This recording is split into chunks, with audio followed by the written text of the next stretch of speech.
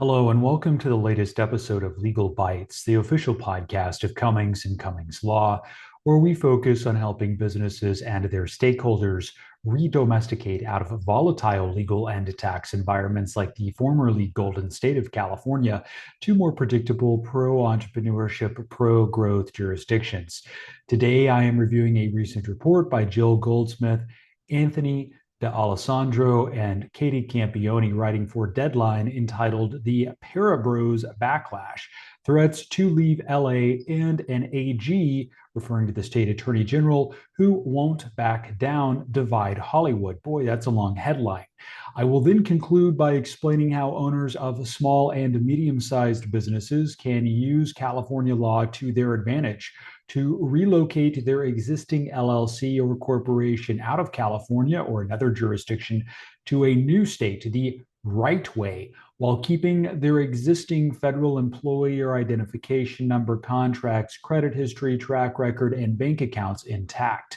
But first, a brief introduction. My name is Professor Chad Daniel Cummings, and I am an attorney and a certified public accountant serving clients in matters of business, tax, and commercial law. I am Chief Executive Officer of the multi-state, multi-attorney law firm Cummings and Cummings Law. And in addition to my day job, I also teach business and tax law at the university level. I hold 4 degrees, including 2 law degrees, together with a bachelor's degree in accounting and a master's degree in taxation, in addition to 13 professional licenses and certifications spanning accounting, tax, audit, financial planning, and of course, the law. My firm website is www.cummings.law. Deadline is reporting that the fight over Paramount's purchase of Warner Brothers Discovery has split Hollywood, and the reason is not the merger itself, rather it is a threat to leave. And we have covered that threat in great breadth and depth on earlier editions of Legal Bites. Paramount's chief executive told his direct reports that he will start moving the company out of California on October 1st if the state attorney general will not sit down and negotiate a settlement. Tennessee, Texas, and Georgia are among the states publicly under consideration. Here is how things got to this dire point. The federal Department of Justice pre-cleared the merger. So the feds have already signed off on this. So did the regulators in the EU and the UK. Then 12 state attorneys general and the Writers Guild sued to stop it. A federal judge set trial for the first 3 weeks of March 2027. Paramount owes contractual ticking fees while the case is pending, and by the time trial arrives, not even talking about all the appeals that may follow, those fees are expected to exceed $1 billion with a B dollars.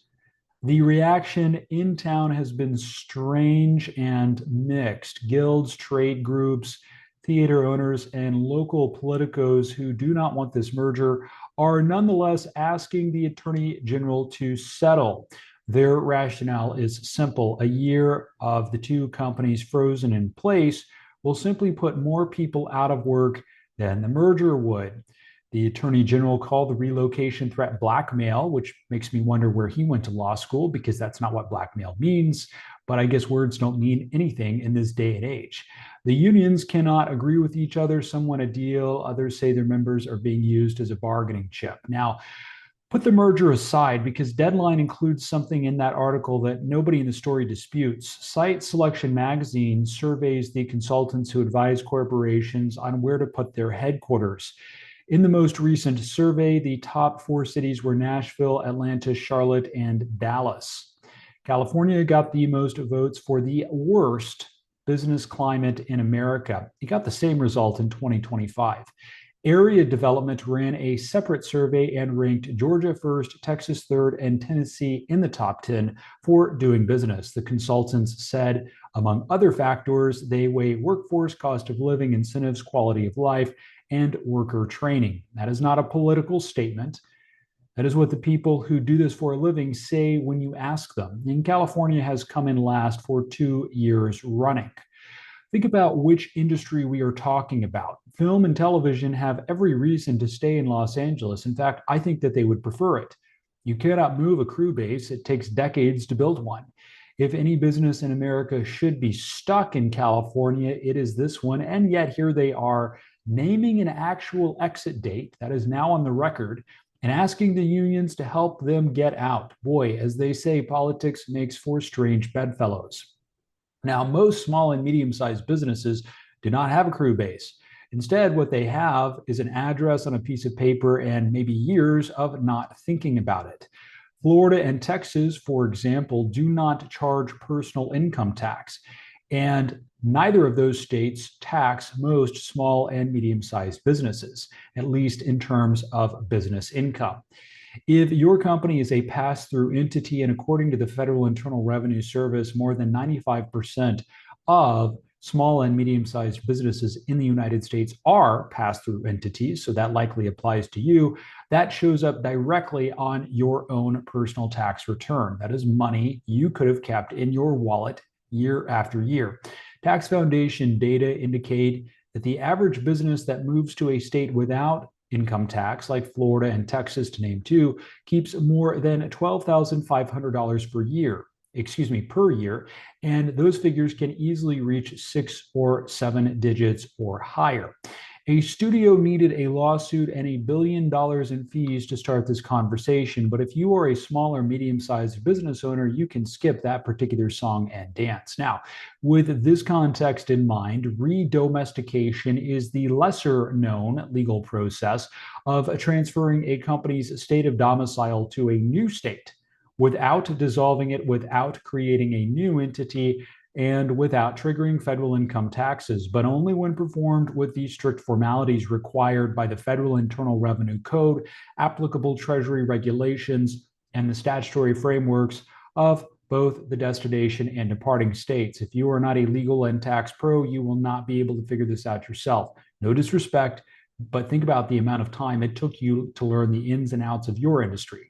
Now, when performed by a competent professional, the company retains its existing federal employer identification number, contracts, credit history, and bank accounts. That is to say, there is zero operational or financial disruption, but only if you get it right the first time. And you are not going to get it right the first time using online fill in the blank templates. That is why it is so important to work with a credentialed and experienced professional and save the DIY for home improvement. I have successfully completed redomestications from all 50 states. Yes, that includes California. And for limited liability companies, partnerships, subchapter S entities, and subchapter C corporations.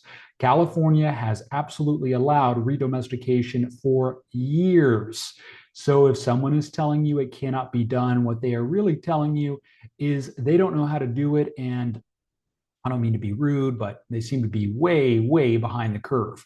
Now, foreign entity registration is not the same thing as redomestication. Do not allow yourself to be sold on foreign entity registration. Foreign entity registration, also referred to as foreign qualification among myriad other misleading terms, does not, repeat, not change the company's legal domicile. In fact, it does the opposite by keeping you in California indefinitely. Yes, you're going to keep paying that $800 to the franchise tax board every year, and merely adding yet another layer of compliance and tax obligations in the destination state, thereby leaving you anchored to the state you thought you were leaving. Meanwhile, a traditional merger, which is still not the same thing as redomestication, creates a new distinct entity in the destination state, may and often does require the issuance of a new federal employer identification number, and can trigger serious tax consequences. Now, finally, dissolution should not enter the conversation at all, because dissolution terminates the company. Dissolution is the legal equivalent of administering a lethal injection to your business. Dissolution is a going out of business maneuver, not a relocation strategy. Dissolution is often a taxable event, and when performed inadvisedly, can expose the owners of the company to unlimited personal, yes, you heard me correctly, personal joint and several liabilities for the company's liabilities, known and unknown. That is a one-way ticket to bankruptcy court for some companies. That is because the so-called veil of protection no longer exists because the company no longer exists. If you think dissolution is a cute cost saving trick, you are in for a very unpleasant surprise. And if you have a so called professional suggesting dissolution as a relocation stratagem, I implore you to seek better advice before you make a mistake you cannot undo with Control Z. Now, redomestication, this is important, listen up. Redomestication, when paired with a change of personal residency and, not or, and a reduction or cessation of business operations in California, can reduce or even eliminate state tax exposure there for the entity and its owners. That's not my opinion. That's not my hot take. That is what the Supreme Court has said for decades. Now is the time to consider acting before the California State House down in Sacramento considers changes to the law to hinder or even eliminate the option of redomestication. If you have questions regarding potentially redomesticating your existing LLC or corporation out of California, please utilize the link in the description or in the bio for more information on this process and to schedule time for you and I to speak one-on-one about your specific scenario. Again, my name is Chad Daniel Cummings of the firm Cummings & Cummings Law, and I hope that you found this information illuminating. As always, the information in this presentation is necessarily general in nature and is not legal or tax advice, nor should it be construed as such, because that advice, by definition, must be specific to a particular set of facts and circumstances.